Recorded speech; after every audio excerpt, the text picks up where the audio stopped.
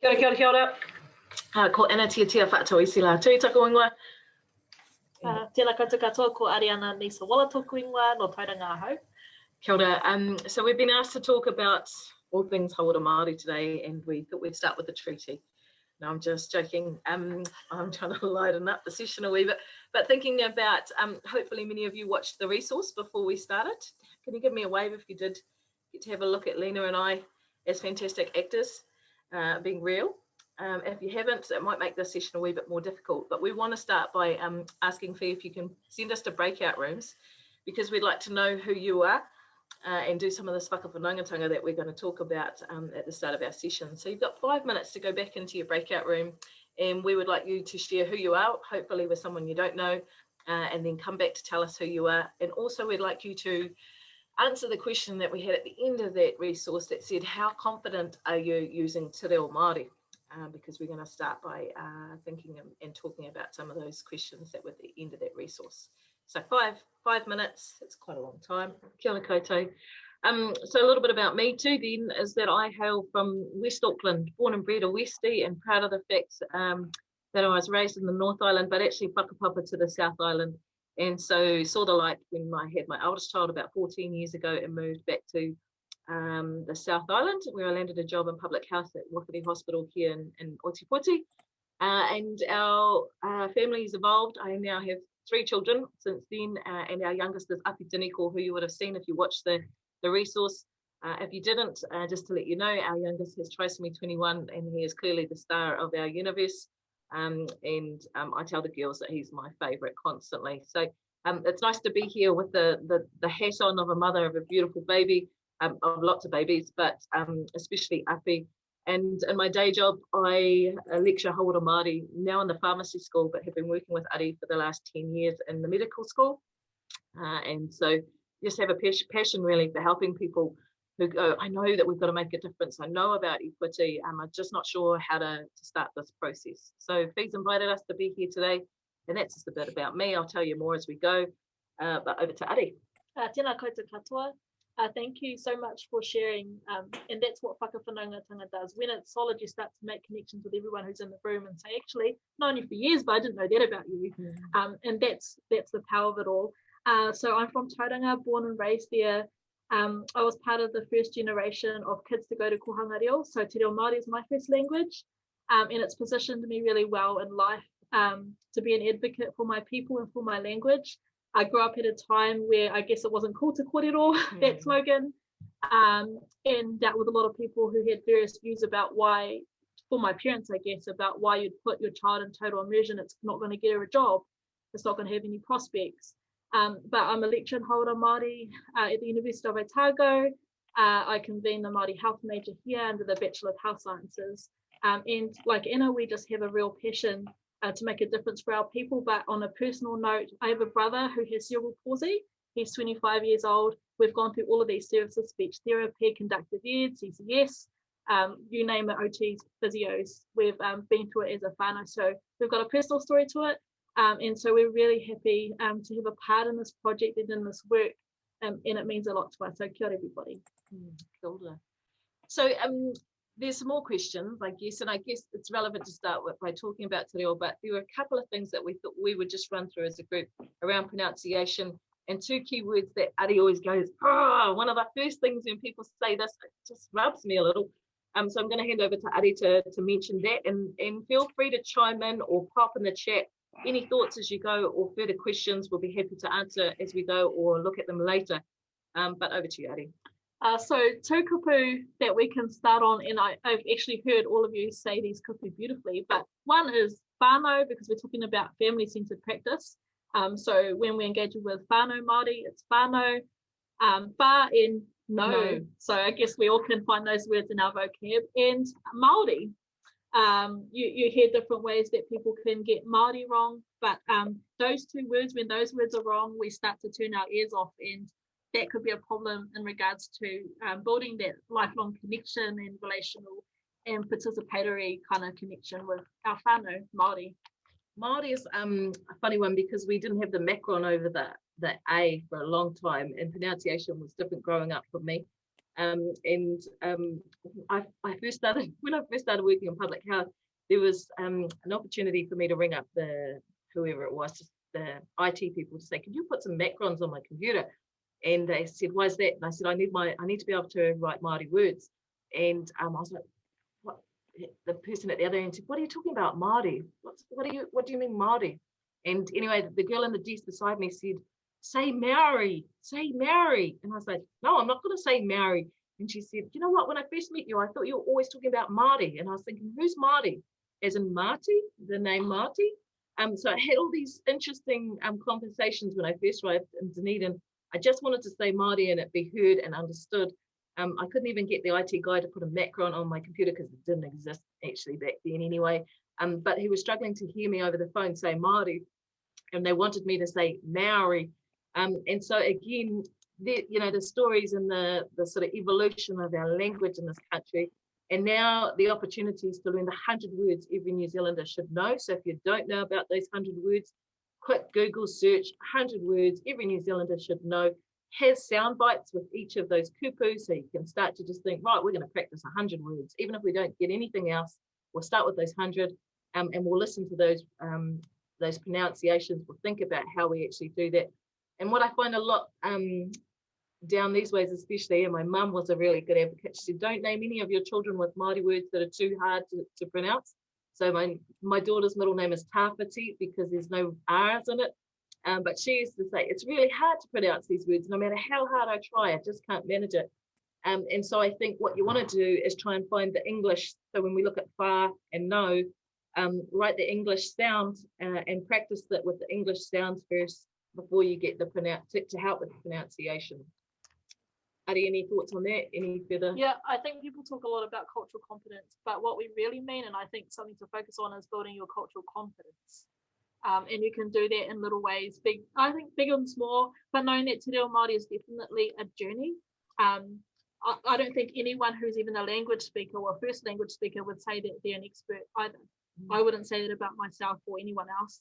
I'm still on a journey, and I really value the fact that all of you could share that with us about where you're at with your Te Reo Māori, because it's a brilliant shift to thinking about partnership, which is what we're covering today. A comment in the chat about self-disclosure or admitting to where you're at in your journey. I love this story. When Georgia was 4, so she was raised in Kohanga and Kura Kaupapa, much like Ari, my eldest, and so we headed on in to see the GP, and he opened the door and he swung it open and he said, kia ora. And we said, kia ora, kei te pihi a koe. And he said, oh no, that's the limit of it. I've just arrived from Ireland. And we laughed, but we were like, oh, cool, whereabouts in Ireland have you come from? And he told us where he was from.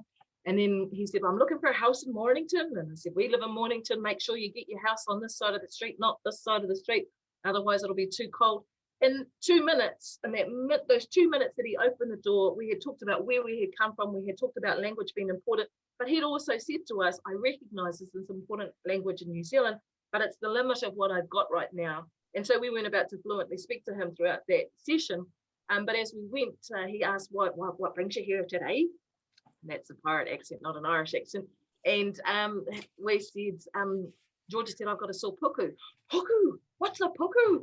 Tell me more. And we kind of laughed and said, we should be charging you for a te reo consult, not the other way around today. But the idea is that he was starting to use kupu. He was asking what was relevant to us. Was language important to us? Hugely. I was raising my children in a full immersion environment because it is part of who we are as a whānau. On the other hand, I have a story of a good friend whose grandfather, we used to go and mow his lawns in secret because if he caught us, he'd growl at us. He's scary old fella. And he used to say, I don't want a Māori doctor. I don't want anyone speaking Māori to me. I want a Pākehā that will just get on and do the job properly. So we just have to recognise too that when we're talking about Māori people, we're not the same. We all have different experiences. We've all been part of the process of colonisation, some of us more impacted than others. And again, not to make the assumption just because this is a Māori patient that they will speak te reo or that they will want to speak te reo, but to ask and say, is this important for you? And if it is, then okay, I can start to use what I know, or I can admit I don't know much, but I'd like to learn with you. And ensuring that you're both on the same page from the get-go really is all about asking questions. Can I have any pārtai from you guys right now around that? Anything that any questions for us? few years ago I said Māori, married to my 5-year-old son. Māori, Yeah. As a Māori bread. Yeah, that's exactly it. Yeah. Awesome. Yeah. And clearly, you know, we see generations coming through med school and pharmacy school now that have had more real taught to them in schools. It's so much easier for the next generation than perhaps some of us older generations, but to be thinking how we can encourage that too for our young people. And you'll be working with young people, obviously, in your game. So they may be more fluent than you are, but how do you improve your own ability in this space? We had some interesting chats the other day, Anna, around family-centered and Whanau centered. Yeah. Whanau centered, and it's interesting, that idea of like direct translation. More use of te reo can often make people feel more comfortable and more just like I'm going some way to meet you with where your culture is, but also recognizing that whānau is not a direct translation necessarily of our Western idea of family. Family, yeah. So we talked to two sort of key concepts within whānau now, especially in the medical space, around whakapapa whānau and kaupapa whānau. So, you know, we tend to think about whakapapa as our genealogy, those we are blood related to, or that we have some linkage to, marriage linkage, versus kaupapa. And you guys in Southland Hospital, they're looking like a kaupapa whānau right now. There's a group of you, you work together, you spend probably more time at work together than you do with the rest of the whānau at home.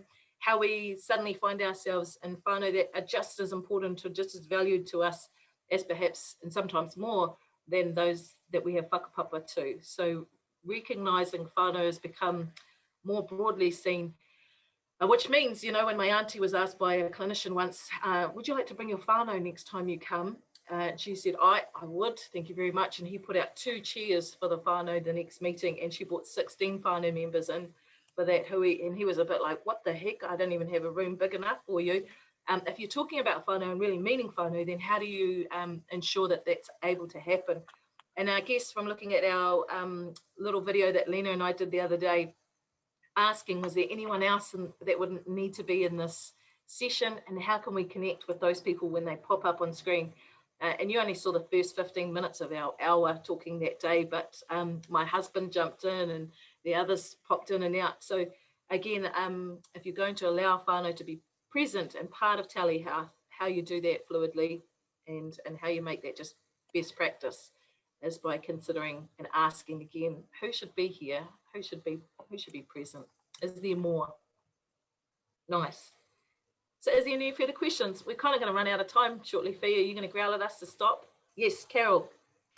I was wondering, when we're doing telehealth by phone, so maybe not a Zoom call, but yeah, how do you make that connectedness and show that you're open to te reo Māori to get that first engagement? I think that's why the next question I had on my list was, do you greet all your patients with kia ora?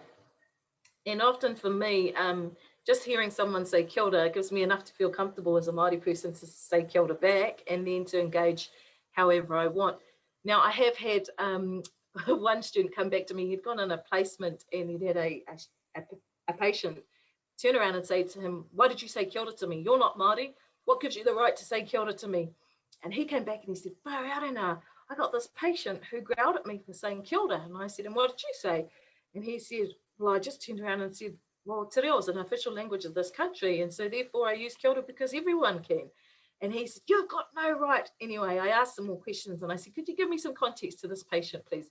He was a very mentally unwell patient that he was visiting in a ward, and so perhaps actually had some hara, or we call it some issues, around a bunch of other things. And te reo might have just been a thing that he could have a go with at that moment. But I think generally in context, if you were to say kia ora, then you'd allow that whānau to engage using te reo right from the very first second. Another thing students recognise over the years is to use tēnā koe, or tēnā koutou if you're talking to a whānau, as a more formal way of greeting, right? And so more formal speakers, people that have been immersed in it, tend to go straight away, oh, tēnā koe, like they get excited to hear you formally korero, and then they speak more language, more reo with you. So You can pick and choose, but my students back in the day decided they were going to use that as their little gauge to see whether they could work out. You can't make assumptions. How do you know if a person is Māori? How do you know? You ask. You cannot tell. I mean, you can probably assume that we're all really good looking, but other than that, you don't know whether a Māori person is Māori by ethnicity until you ask. And that often leads into that next question where people, oh, that's an awkward question to ask. Not so much for the younger generations. They think, well, no, of course I need to ask. That's a really important question. If I don't ask that from the first few seconds, I may miss a diagnosis, or I may miss a way that I could screen or do all these other things. So I need to ask that. That's part of my sort of data collection that I get when I first start with somebody. Whereas as others sometimes think, oh, is that a racist question? No, it's not a racist question. I need to make sure that I give the best health outcomes. And so clearly when you ask that question, you need to know how you're going to answer it. And if we think about that korero that would have growled at us for mowing his lawns, he would have been the kind of person that says, what do you want to know for? And so then you'd have to say, well, actually, because I want to make sure I get you the best health outcomes today, and knowing your ethnicity may mean that I offer you things differently, or I need to screen, or I need to refer. And so I just want to know your ethnicity so I can give you the best treatment today. I'm pretty sure he's going to go, well, I like the sound of best treatment. The other thing you could say, of course, there's a second reason we collect that information is because I'm collecting data.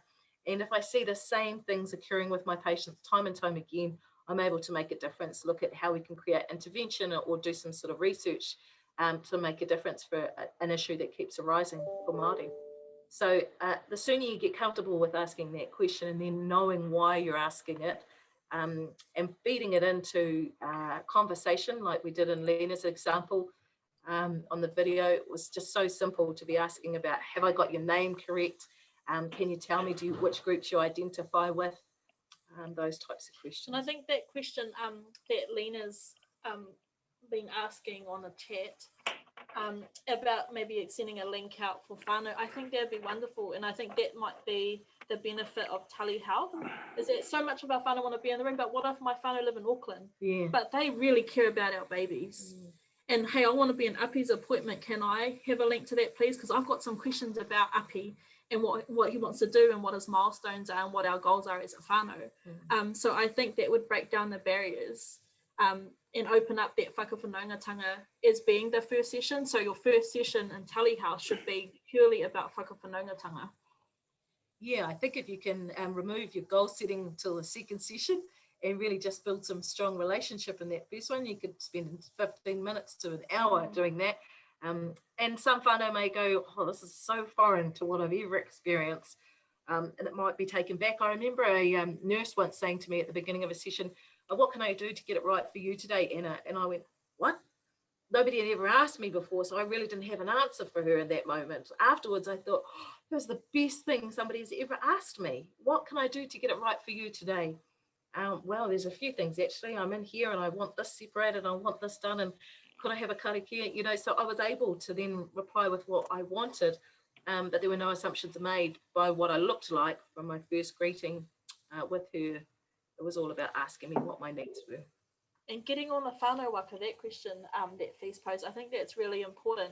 I think it's about opening up, like, how solid is your whakawhanaungatanga? From the outset, it's about tone. It's about how you start it, because we've been in meetings where we've turned around and walked right out straight away. And that's in regards to our whānau and being in the system, as well as like end users and people who love our kids and brothers and sisters. So I guess what does it take to get on the whānau waka? It's about making connections and sharing some of your own limitations and vulnerability with us, because sometimes we place the people we work with, our allied health professionals, on a pedestal in the hierarchy that we can't penetrate. If you don't share anything about you, then how are we going to build this relational connection? How are we going to participate and engage meaningfully? I think that's huge, but it's more kind of like philosophical, and it's about the approach than it is about being able to say, well, you'll do this, this, and this. But the hui process is a good start. Yeah. So Fee's mentioned in the chat that the hui process is there to read and also the resource to watch. But this is our time up, and if you've got any further questions, feel free to throw them at us in the chat. And we're alive and well in Ōtepoti if you ever have any further questions for us.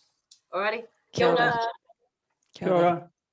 So as you're thinking about this stuff, today's presentation really layers up. So we talked first of all about the umbrella concept of family-centered practice. And I don't know about you, but as I was listening to Anna and Ari talking, I was just hearing those saying how it fitted in at all those different levels of family-centered practice that we just talked through. So proactively, as you go through this next section, talking about participation-focused practice, getting therapy relevant to the context of people's lives, think about what that means for Māori.